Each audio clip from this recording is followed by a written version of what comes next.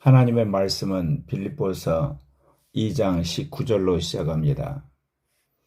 초대교회는 오늘날 같은 신학교가 없었습니다.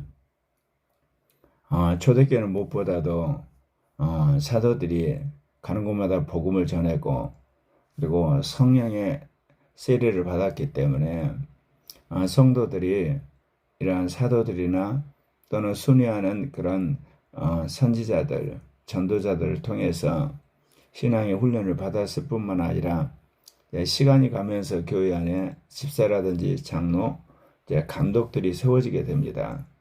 그들을 통해서 신앙생활을 하게 되죠.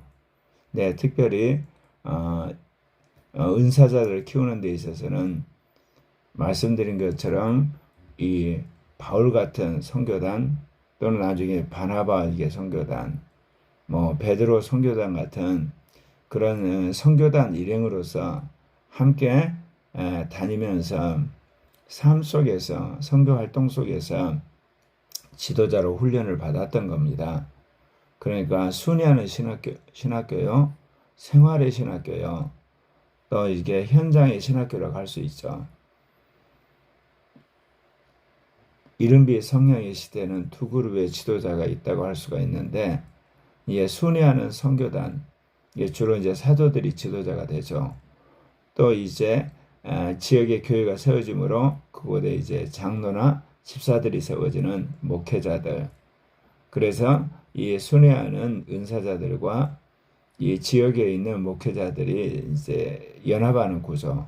그러니까 오늘날처럼 단임 목사 구조가 아니죠.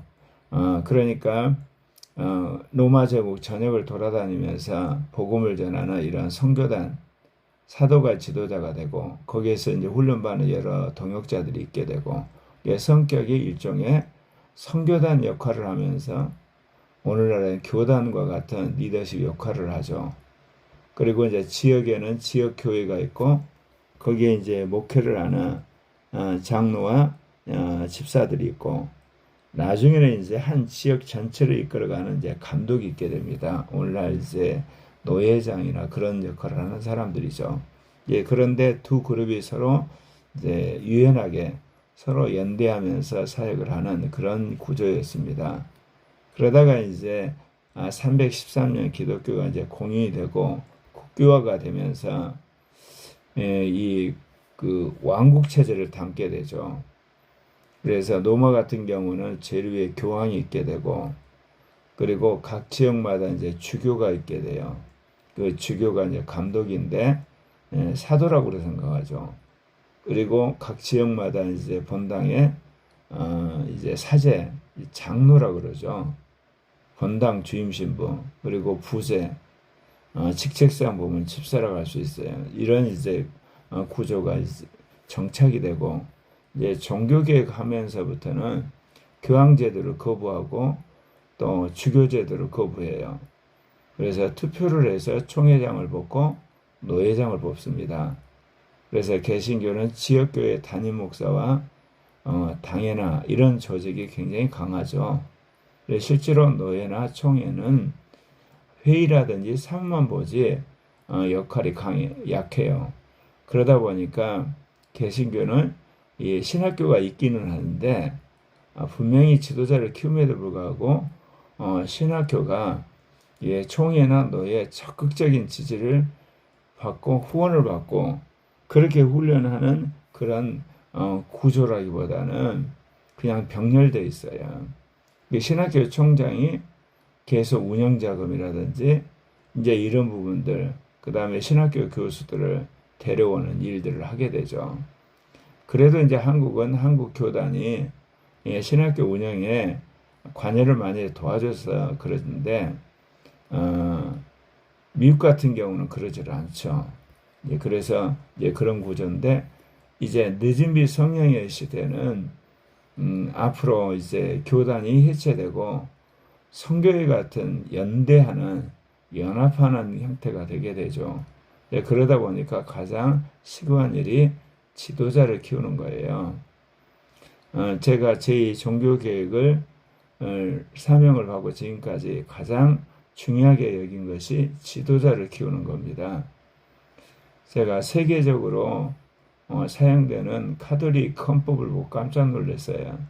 거기서 가장 중요하게 여기는 것이 교황, 주교, 그다음에 이제 사제, 부제로 이어지는 교회 구조고요. 그 다음에 이제 중요한 것이 뭐냐? 이 하나님의 종들을 키우는 항목이에요. 그거 보면서 이 개신교가 다르구나. 개신교는 지역교회가 중요하거든요. 그렇기 때문에 신학교에서 지도자를 키우는 것이 그렇게 교단의 관심사가 되지를 않아요. 근데 하나님이 저에게 주신 것은 앞으로 제3의 교회에서 가장 중요한 일이 뭐냐? 신학을 정립하는 것은 물론이고 이 지도자를 키우는 일. 그래서 지도자를 지역 교회에서부터 키우고 그리고 이제 그 지역 교회 키운 사람들이 선교회를 모으고 선교회에서 훈련받은 사람들이 마지막 지도자가 되기 위해서 이제 신학교를 가나. 그래서 어떻게 보면 제3의 교회는 이 신학교가 중심이 되는 구조로 이제 하나님이 인도를 하시리라 믿습니다. 오늘 읽은 말씀에 보면 두 명의 동역자가 나옵니다. 한 사람은 디모데고 한 사람은 에바브로 디도입니다. 디모데는 바울이 2차 선교 여행 가운데서 발탁한 젊은 제자입니다.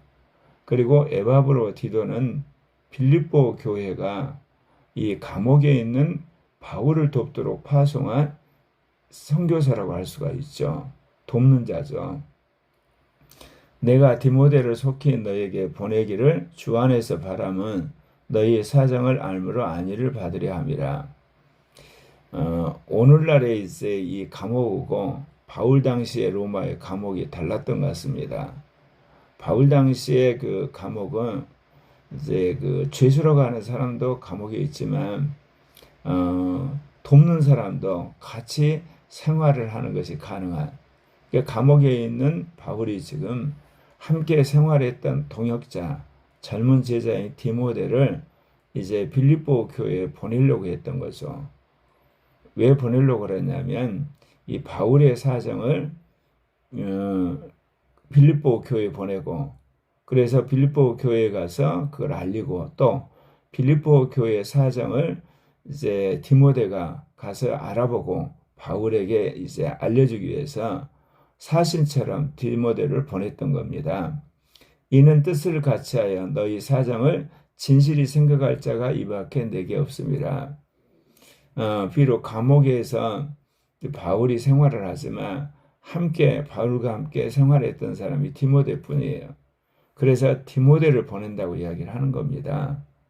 그들이 다 자기 일을 구하고 그리스도 예수 일을 구하지 아니하되 그러니까 바울과 함께 일했던 수많은 사람들이 때가 되면 다 떠나버린 겁니다. 그러나 2차 선교 여행 중에 이 만났던 디모데는 끝까지 바울과 동행하는 그래서 나중에 이제 바울이 디모데전서와 디모데후서를 써서 디모데가 어떻게 목회를 해야 될 것인가 그것을 이제 그 서신을 통해서 교육하기까지 했던 것이죠. 디모데의 연단을 너희가 안 하니 자식이 아버지에게 함과 같이 나와 함께 복음을 위하여 수고하였느니라. 지도자가 필히 이제 통과해야 되는 게 뭐냐?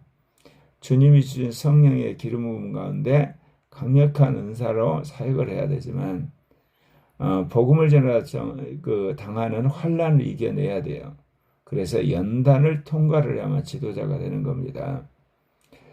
오늘날 이제 대부분 이제 대학교를 졸업하고 신대원에 와서 3년 코스를 밟고 2년에 전도사 그리고 나서 이제 목사가 되잖아요. 근데 여기서 이제 신학교에서 같이 기숙하면서 훈련받는 것도 아니고 그냥 와서 신학만 배우는 거거든요. 물론 실습은 지역교회에서 하죠. 그러나 정말 지도자가 평생에 하나님 말씀 안에 사는 hum을 훈련시켜야 되거든요.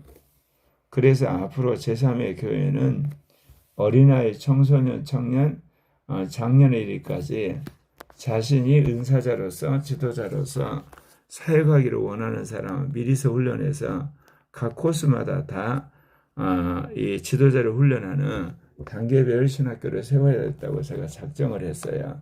특별히 지도자가 될 사람들은 미리서 지원을 해서 선입학하는 구조, 그래서 미리서 훈련을 받고 그 다음에 신학교를 졸업하고 신학교를 졸업한 다음에 또 선임 목회자 밑에서 훈련 받은 연후에 안수를 받는, 그래서 그의 교리, 그 다음에 그의 어떤 생활의 원칙, 생활 습관, 그 다음에 그의 도덕적인 것, 이런 모든 것들을 종합적으로 우리가 지켜본 연후에 지도자를 세워야 되는, 왜냐하면 지도자를 통해서 영이 흘러가고 말씀이 선포되고 또한 삶의 모범이 되기 때문에 지도자를 키우는데 심려를 기울여야 되겠다고 작정을 했습니다. 그리고 특별히 늦은비 성령의 시대는 글로벌 시대잖아요.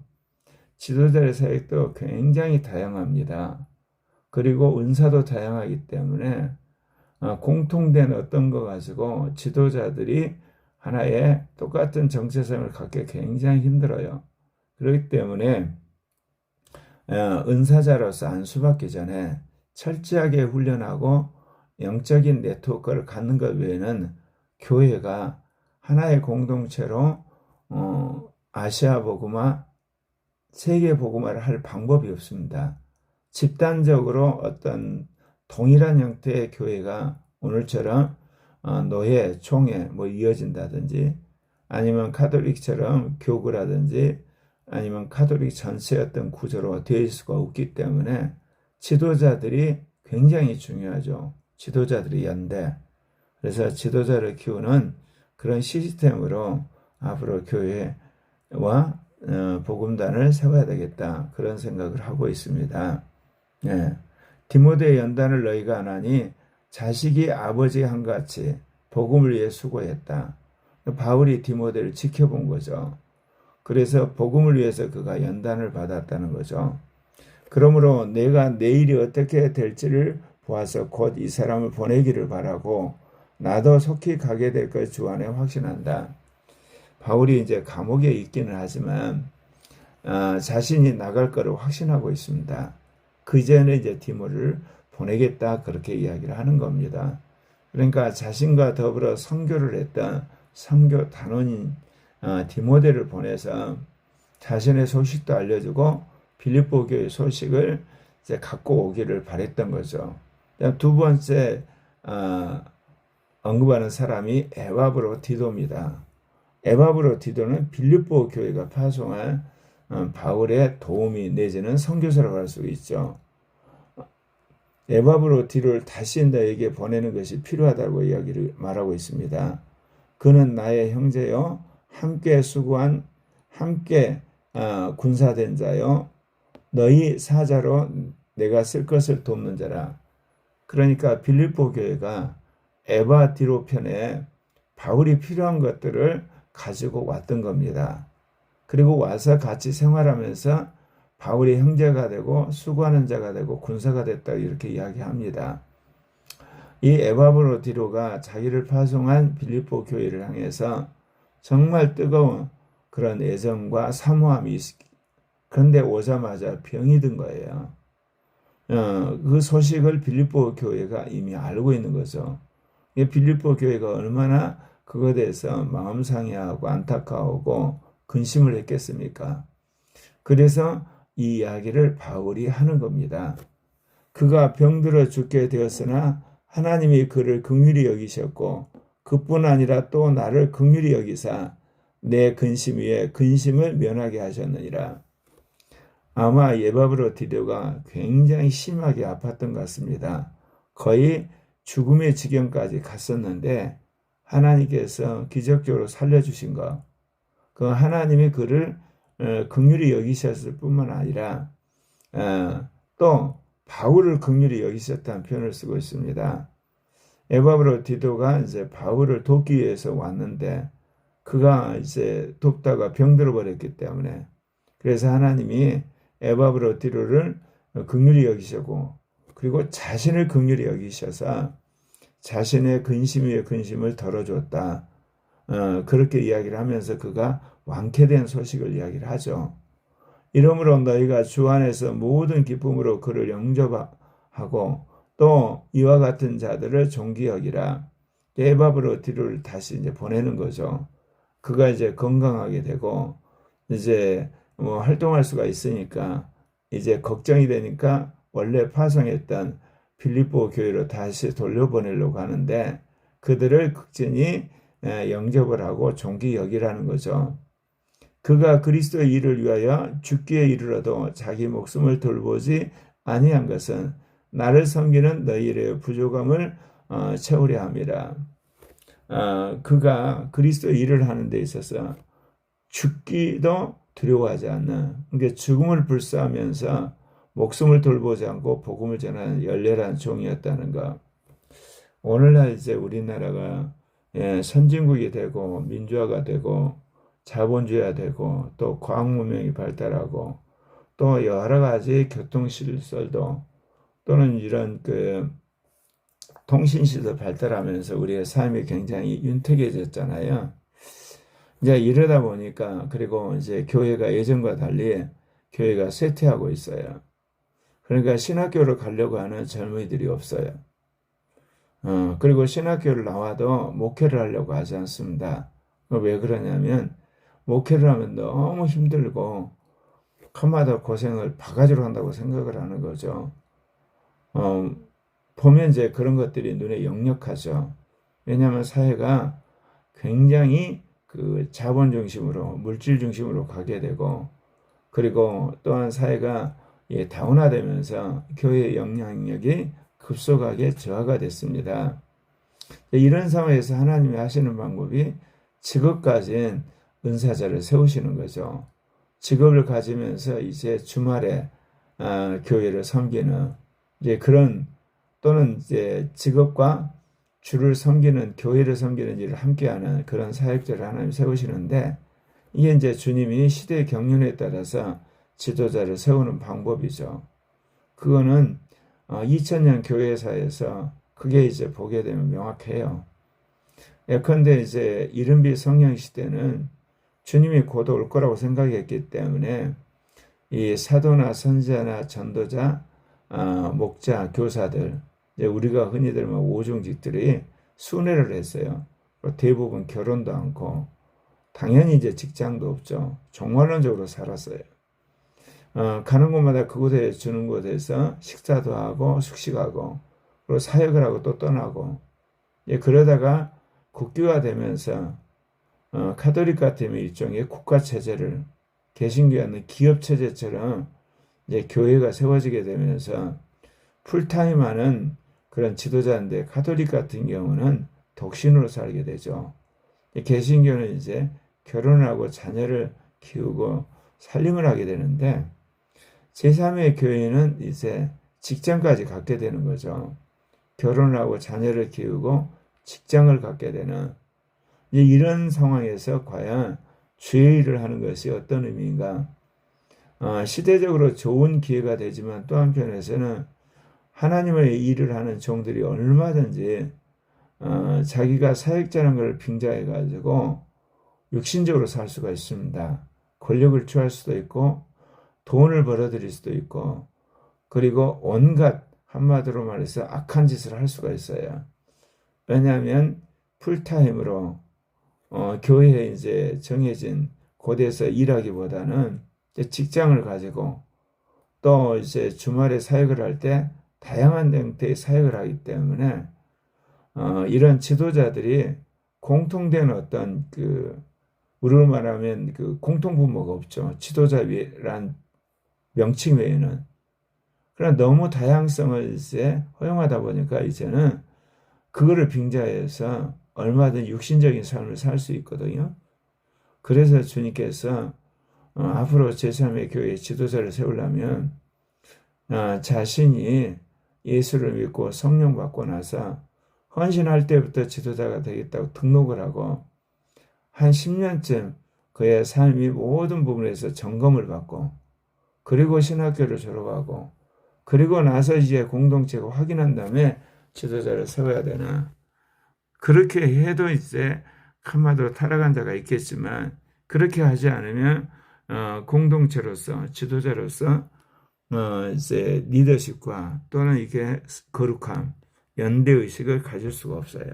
이제 그래서 주님이 그렇게 하시리라 믿고, 더더욱 중요한 거는 이제 이 복음단을 이끌어가는 지도자뿐만 아니라 지역에서 일하는 지도자, 그리고 장년들, 청년들, 청소년, 어린아이들까지 하나님께서 나름대로 지도자 일을 맡기는 그런 일이 있기 때문에 이 지도자를 검증하는 기간이 오래될 뿐만 아니라 또 함께 일하는 훈련도 해야 되기 때문에 그렇습니다.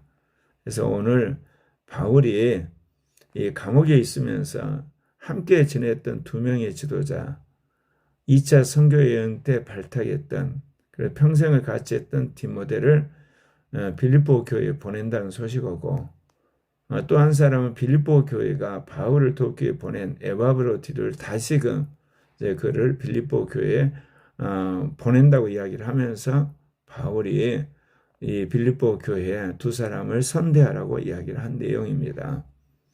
하나님께서 제3의 교회를 통해서 이제 민족 복음화, 아시아 복음화, 세계 복음화를 달성하도록 주님께서 새로운 제3의 리더십을 세우는데 처음부터 끝까지 신학을 정립한 것과, 그리고 지도자를 키우는 일과, 그리고 사역에 있어서 연대하는 것이 무엇보다 중요하다는 걸 저에게 각인을 시키고, 또 그거를 코리아 교회에서 훈련시키고 계시는 것이죠.